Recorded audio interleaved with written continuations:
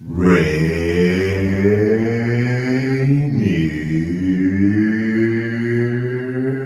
Avenue Radio.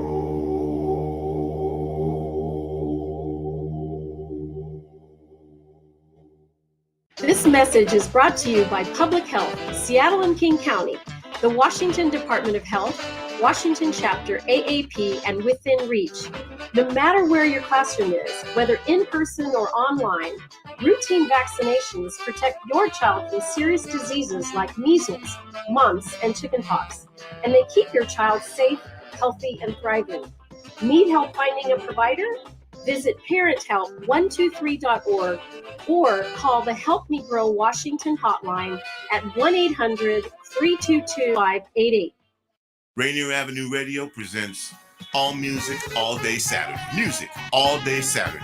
This is Edwin Bailey, Bulldog Blue. Jazz from the Cabinets. That's right. It's time once again for Jazz from the Cabinets with Big Poppy. Start Time. Thanks for tuning in. My name is Paul Pierce. This is Start Time. Saturdays, all music, all day. Reggae Hour, K-Fox Night. Looking for the perfect beat? Yeah, it's the beat of the Fox. Fresh Juice with D-Money and Myself, D-Money. Honey Size Patrol. Taylor Hart. Moses Ventia, the Northwest Rap Game. DJ Medina, Chad Cheddar, Come on, man. Northwest Rap Game. Sergio Lacour's Love Line. It's Sergio's Love Lines with Sergio LaCour. Go to the phone line. Tell her who we talking. Sea Monster Radio, Mo Jams is your jam. We're live. Welcome to Mojo Mondays. This is KZ of KZ Music Media. Caller Goddess for Mojo Mondays. Just my opinion. God is inspiration all day and all night. Saturdays on RainierAvenueRadio.org. Are you a small business owner in Seattle who was impacted by COVID-19? The Seattle Office of Economic Development is investing $8 million to connect small businesses to operating capital. The Small Business Capital Access Program will lower the cost of Washington State Small Business Flex Fund loans by paying down 25% of the loan principal. Eligible small businesses can borrow up to $150,000 with a 4% interest rate to cover expenses like payroll, rent, utilities, and supplies.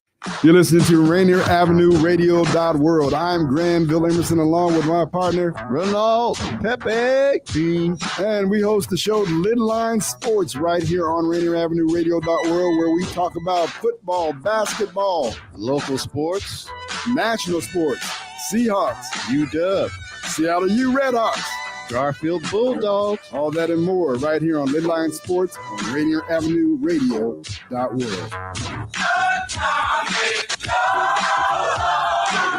This is Rainier Avenue Radio.world. Every time you play so smooth, makes me wanna groove. Patrice says groove.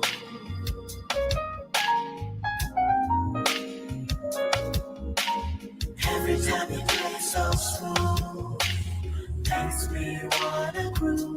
Patrice says groove. Welcome to Seniors Matter. Oh, I just love that new music. And that's from Patrice Isley. She's a great artist out of Las Vegas, and she blessed me with using her song. And I'm just so thrilled. So we're live on Seniors Matter every Friday at 12:30 p.m. on Rainier Avenue Radio.world, your community radio station. You can also listen to us on YouTube, Facebook, Twitch TV, Twitter, and of course on the Rainier Avenue Radio app. We feature interviews with people that provide services or have valuable information for seniors, caregivers, and the community. Do you need financial documents notarized? Do you need documents read to you for clarity or completion? Call me, Brenda, at Black Orchid Notary, 206-683-2636. Tell me where, I'll meet you there. Well, today, my guest is Chaplain Madinah Slaise. Welcome to the show, Miss Chaplain. How are you? Thank you. I'm amazing, and I'm so honored to be here. Well, I'm just glad that you had the time, because I know you're a very busy lady. So I respect time, and I respect all the time that you give to the community also. So thank you so much. Sure, you're welcome. How did your spiritual journey lead you to such a unique ministry as a sports chaplaincy? I would say it all began in stillness. I think we can all agree that 2020 was a moment of pause and stillness for all of us. And in that period, I was diagnosed with thyroid cancer. I had reconstructive surgery, and of course, the pandemic stressors. And I had to really step back. You know, as a Hall of Fame athlete, I was completely immobile, and so I couldn't move. Oh my goodness. And so I really was authentic in my relationship with God. And I tell everyone that's where it started for me. That was the connection between my past experiences and where I wanted to spend the rest of my life. At 42, I believe, 41, I had every accolade that I've ever wanted. And I still felt so empty. And once that happened, the rest is history. I entered seminary school and I started applying all of my basketball, my military experiences towards a unique group of individuals, which is student athletes. So that military experience helped you shape your perspective regarding community enhancement, right? Absolutely. As you well know, military families, military veterans, active duty service members, we go from place to place all the time. It's called PCSing.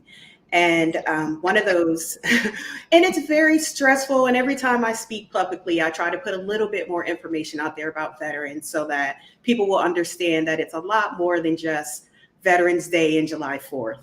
Thank you. But certainly, but with that being said, we learn to get into the community and make ourselves active. And that's just what I did when I arrived in Seattle. I immediately just touched down in my community in downtown Seattle and tried to seek out ways that I could enhance the community with my skill set. So speaking of military, can you just tell us, how was it serving two different branches for 8 years? Well, I commend you. You know, at the time, well, when I was in the Army, I was active duty for 3 years, and then I was in the reserves, and that totaled 8. And then in the Air Force, as an officer, I was in for a total of 8 before I was medically retired. I can honestly tell you that in the moment, it didn't seem like a big deal. It just seemed like the right thing to do. I enlisted in the Army a year after September 11th. I had just returned from playing basketball overseas, and I honestly didn't think that I was giving enough of myself to my country, to my community. And so I walked right into the recruiter's office, and he signed me up. The second time, I was actually going to nursing school at night while I was in the Army, just what I do, I guess. And once I graduated nursing school, I went to the Army recruiter, and they were out to lunch, and the Air Force recruiter said, "Come over here. You know, we need nurses." And it worked out perfectly because there was a lot of physical demands that were made on my body. And I don't think that had I continued in the Army, I would have been able to keep up. So I'm very grateful that that pivot was made, and I was able to see and run and be a part of 2 major organizations and just processes and systems. That was an invaluable experience, definitely. Because it helped you for where you are now. Certainly. So could you elaborate on your affiliation with Pike Market Senior Center and Blood Bank and the senior citizens that comprise their participating membership? Sure. The Pike Market Senior Center and Food Bank is literally a block away from my home.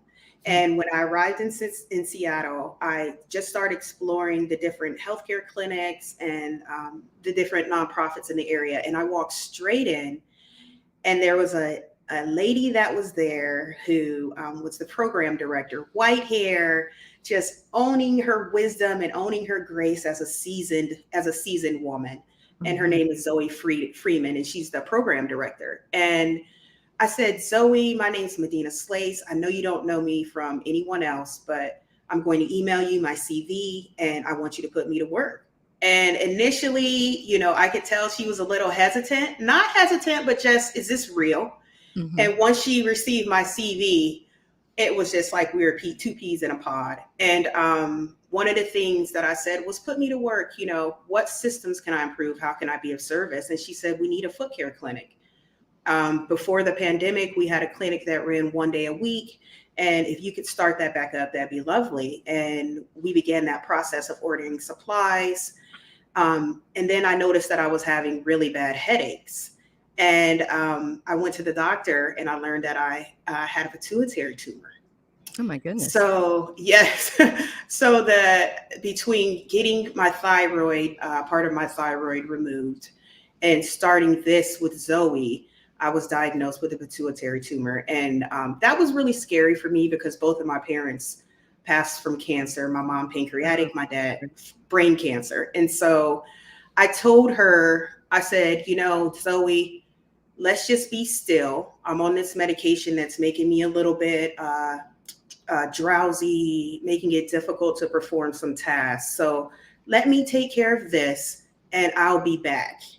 And we had built this relationship over months of just sitting and brainstorming. And so it hurt me to my core that I had to walk away from that. But I knew, and she understood that if I wasn't healthy and taking care of myself, then I wouldn't be beneficial for her mission. Not at all. Not at all. So why was the education affiliation agreement established in District 7? Tell us about that. Sure. I believe that if I had to pinpoint one thing, I would say because Christ is here, because community is here, because when I told Zoe that I couldn't do it, he decided to give me a community of people to come and do his work. And that started, a friend of mine said, hey, there's a new dean of the School of Health Sciences at SPU. Her name is Dr. Tyra Owsley. Go talk to her. She's from the Midwest. She's from Chicago. We build a phenomenal. I think it would be indecent to call her my mentor when I would definitely consider her a sister in Christ. We attend church together. So she told me, after the pandemic, they lost a lot of the contracts for placement of students, for clinical placements. And I said, wait a minute, I know a place where I can connect the students. And she said, okay, where? And I told her, historical Pike Place Market, Pike Market Senior Center. And she said, well, who's going to teach them? And I looked around and I thought, I guess me, I guess I can teach them. And she said, okay. And I had to be honest with you, between her, my sister Erla, who's associate dean over there, Julie Harrington at SPU, we made that happen in Zoe within a matter of a week. And it was just corresponding, and I had to really push it. But I ran the clinic under President Obama. So his Congress members and President Obama, when they flew out of my healthcare clinic. So I'm accustomed to pushing cats, and they were all very excited about it. And within about 2 weeks, I had my 8 students, I had my role, and I told Zoe, I am coming full force. I guess what so. do you need? I love it. That's great. And that's how things need to be done. And it's not, as the old saying goes, it's not always so much how much you know, it's who you know too. I agree. If you're just tuning in, you're listening live to Seniors Matter with your host, Brenda Charles-Edwards, on www.rainieravenueradio.world, your community radio station. We're here every Friday at 12:30 p.m. Pacific Standard Time. Do you know what's the best gift we can give ourselves and our loved ones? Join me on Zoom for a group or individual session on end-of-life planning. You can reach me at 206-683-2636. Now, back to my guest. And do you want me to call you Chaplain? Do you want me to call you sister? What do you want me to call you during this show? If you could call me Medina, you can call me sister, whichever is easiest or best suited for you. Okay, Sister Medina. Thank you. She's also spearheaded an education affiliation agreement, as we just talked about, between Pike Place Senior Center and Food Bank and Seattle Pacific University to establish a community health clinical worksite research incubator in King County. Mouthful. But bottom line is, it's all about relationships and making connections and helping people, because that's what we're here for. That is supposed to be our purpose, is to help. Now, is this model reproducible or sustainable within the liturgical setting? I would say yes.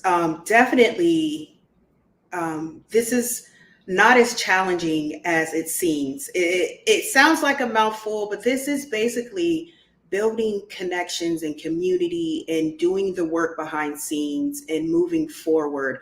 And it's certainly reproducible. So one of the important things that I always say is put the systems in place so that you can plug and play anyone into that system and then take it and move it to different places. And I'm pursuing, I started in the fall, my doctorate in education for curriculum instruction, because I want to take sports chaplaincy and connect it to the various seminary schools throughout the nation, because right now there's only 2 sports chaplaincy programs offered throughout our country. Wait a minute. And so, wait. Are you saying there's only 2, meaning is this on the local level, professional sports? What is that? So that was the other part of the unique sports chaplaincy. I actually learned during my my journey that I found 2 graduate programs in the U.S. that offer a sports chaplaincy program and curriculum. And so that was very surprising for me. But I also learned that I am building the specifics and the duties and responsibilities of sports chaplaincy from the ground up. And as such, I developed a Christ-centered team approach and a curriculum and, assessments. Thank God that I had that nursing background where I could conduct assessments and implement the data in a way that was actionable. But this education affiliation agreement is reproducible because there's systems set in place. I told them the first day, I don't want to do this forever. I would like to offer this to other teachers, and so they can come in and build their repertoire. And then I take this somewhere else and we just plug and play, and the community improves from the inside out. And so that's my goal with everything I do. I never want to go into an environment and not consider sustainability and exits immediately. We're taught when a patient comes in, you got to be ready to get them out. Talk to the family, so it's a process. Wow, that is something. That is just amazing. So how did the students respond to serving elders from various backgrounds? It was an eye-opener, I believe, for them as much as it was for myself. A lot of times I believe that we arrive in certain spaces with preconceived notions of how things are going to go. And once you see the Holy Spirit moving in communities, it's just beautiful. I could tell in their vernacular that it changed from very much hands off and like, wow, I'm in downtown Seattle, to one of my students recently moved into an apartment in the area because they were so accustomed to what it felt like to be a part of the city. And I think I know we removed the otherdom, and we were culturally responsive in our assessments and our interactions and our reflections. And I actually provided a space where we could have reflections about how we felt about what we were seeing, the privileges that we possess and the blessings, and how we could reconcile that. That's just, that's amazing. And it's so wonderful and so powerful. So were the Senior Center members afforded an opportunity to participate in the pilot study? They were. And in order to maintain the veracity of the study, we elected not to incentivize them with gift cards or things of that nature. And instead, we befriended them. We took our time, ingratiated ourselves into the culture, into the community. We started off interacting with the members at the behest of Zoe's advice. She was an awesome preceptor. We would have conversations. And then once they became accustomed to seeing us, we would say, these are some of the things that we would like to know so that we can improve the senior center. We want to know your opinion. And I feel as though quite often a lot of the members may not have circumstances where people are asking them directly, what is your opinion, so that we can improve a place where you visit regularly. And to be honest with you, I don't remember the last time I was offered or asked that question. So it was nice to take things slow. And this was a pilot program, and this was a pilot class, and they really embodied, that legacy asterisk on their name. And to answer your question, the members willingly and graciously participated. They were excited about it. So that was a cultural shift that I was very impressed with and very happy to be a part of. How long was that research? It was an 8-week program, an 8-week quarter. So we were there, boots on the ground, for a little over 8 weeks with our assessments and ingratiating ourselves into the community. So how did the membership receive the data that you found? Sure. So we had a one-on-one with Zoe, and I actually said, Zoe, can you explain how this information will be implemented? And she said, oh, certainly. And I knew, but I wanted them to hear. Right. I created a spreadsheet, and I couldn't get a research assistant out of them, but maybe next time. And so all the surveys were tallied on hard copy paper, and I went in and I manually plugged in all the information to create a chart so that Zoe could go in and see the assessments for some of the questions that we asked, and also she could see specific quotes. This is what this person, not this person, it was anonymous, but a person said, I really enjoy it here. I wish they had more coffee.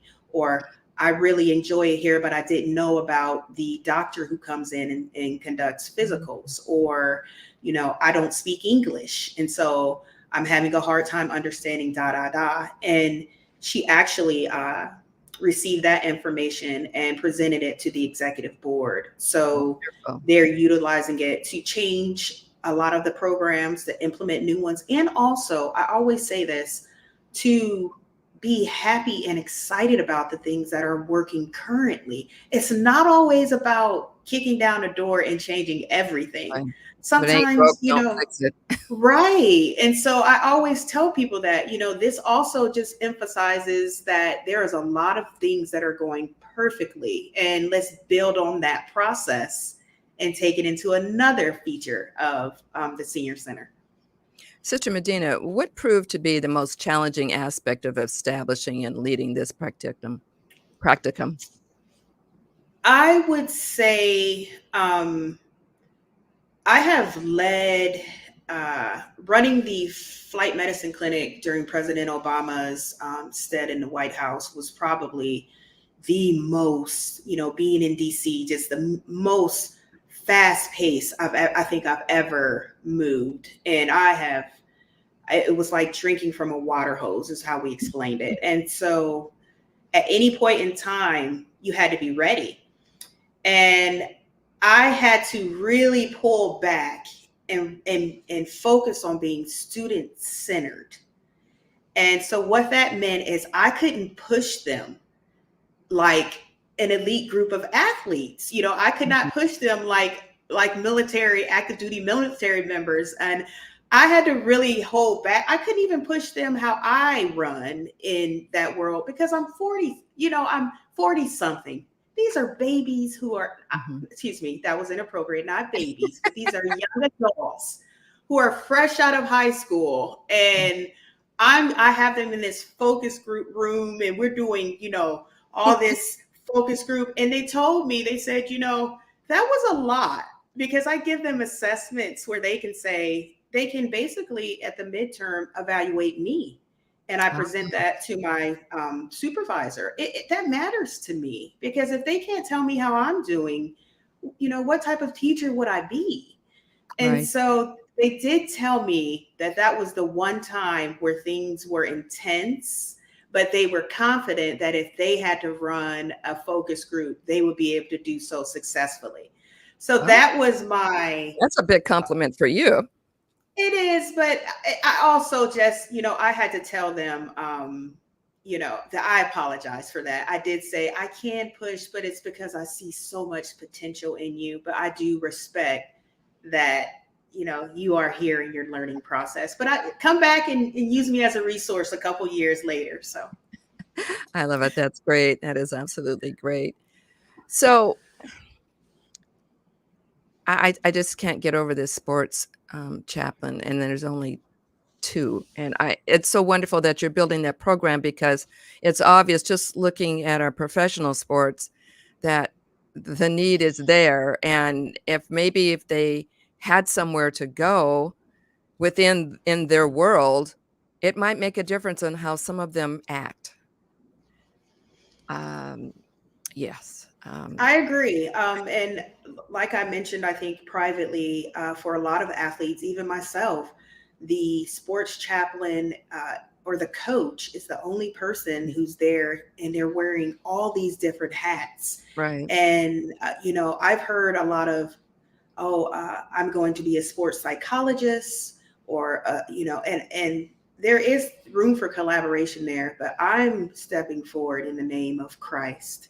Unapologetically, this is what I've been sent to do. I'm not a psychiatrist. Of course, I bring my nursing background and what have you, and my Hall of Fame background, but a lot of people don't understand that you even entering a culture of athletics, if you don't know the lingo, you don't know how things work, you will be stonewalled immediately. Sure, and so it's a very unique subculture of God's people that I think have a very high demand on them, and definitely and desperately need more spiritual leaders and people who are aware of how their situation really is from the inside out to come in and provide that assistance. Of course, I try to establish 1-year contracts with teams. All my work is pro bono. I wouldn't even feel comfortable, asking for compensation to come in and do God's work.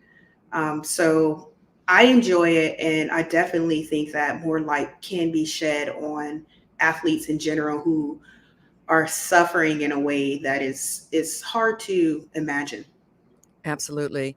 If there were one thing you could do differently, what would you do before we close out? 2 things. The first one is, during that period where I told Zoe that I couldn't perform, I couldn't establish a foot care clinic, I had doubt. I didn't have doubt that I was capable of doing it, but I had doubt that my physical disabilities had far exceeded my expectation for how I could perform. And so if I could take everything back, the first thing would be is that I would have continued boldly in my thoughts, even though my body moved forward. Because Christ, his hands they were all over this process. Mm-hmm. And the second one would be vocational collaboration, collaborating with you for end of life planning, just bringing other vocations into that space in collaboration with nurses. I was able to bring in a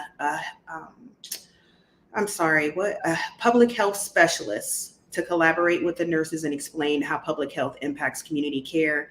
And now that my vocational Rolodex, so to speak, is expanding, I would like to bring more people in to speak to the students through Zoom or what have you, because we're dealing with intergenerational care. And it's very important to have end-of-life planning and diabetic care and things of that nature on board.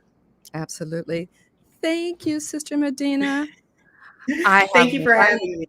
Oh, you're welcome. My pleasure. Well, you'll be on again, not to worry. I just want to give a couple announcements. The National Council of Negro Women is hosting their Mary McLeod Methuen Tea on Sunday, July 17th. You can get tickets on Eventbrite. I love the fact that I get to have people on that will do something that will change your day or change your thought and just to enlighten us. And we've had quite a bit today, and I'm so thankful to Sister Madinah. Thank you to my listening audience, and a special thank you to Miss Patrice Isley for blessing me with her music.